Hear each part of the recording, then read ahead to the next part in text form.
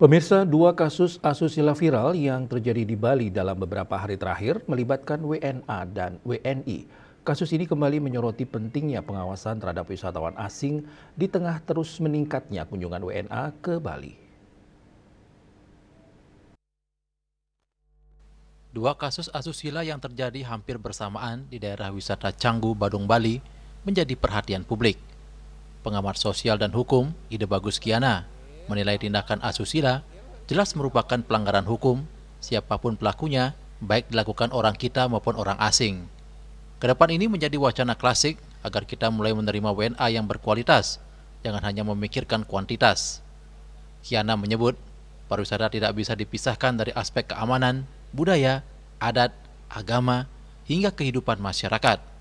Karena itu masyarakat diminta tidak hanya melihat WNA dari sisi ekonomi, namun juga perlu mewaspadai potensi perilaku yang merugikan.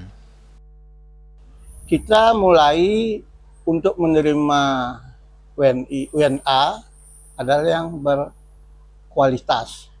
Jangan kita berpikir kuantitas lagi, walaupun sudah umum sering dibicarakan, biasa mentok dalam wacana, tidak tindak lanjuti.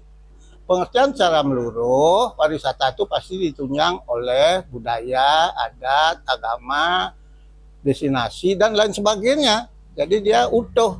Nah itu masyarakat sendiri, kita sendiri juga terlibat di dalamnya. Dalam hal ini untuk mengantisipasi yang berkaitan dengan asusila ini, masyarakat juga jangan hanya berpikir untuk mendapatkan pendapatan dari mereka, menerima tanpa kita menyaring apakah tamu ini bisa dipercaya, gelagatnya apa, ini penting. Ditambahkannya seiring terus meningkatnya kunjungan wisatawan asing, Bali tidak cukup hanya memperkuat infrastruktur pariwisata. Aspek keamanan, kebersihan, ketertiban, dan pengawasan terhadap WNA juga harus menjadi prioritas. Kiana berharap fungsi pengawasan imigrasi dapat dijalankan secara selektif dan maksimal, disertai sinergi pemerintah, aparat, masyarakat, dan masyarakat adat. Yang terakhir, gawang yang terakhir adalah petugas imigrasi kita.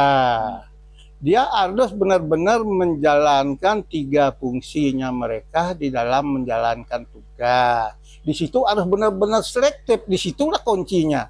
Mudah-mudahan setelah ada akibat hukum yang dia terima karena KPK turun, mudah-mudahan ketiga fungsi pengawasan masalah hukum itu dijalankan dengan baik.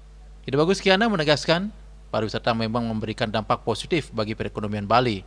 Namun dampak negatif seperti tindakan asusila dan kejahatan lain harus diantisipasi sejak dini agar keamanan dan citra Bali sebagai destinasi wisata tetap terjaga.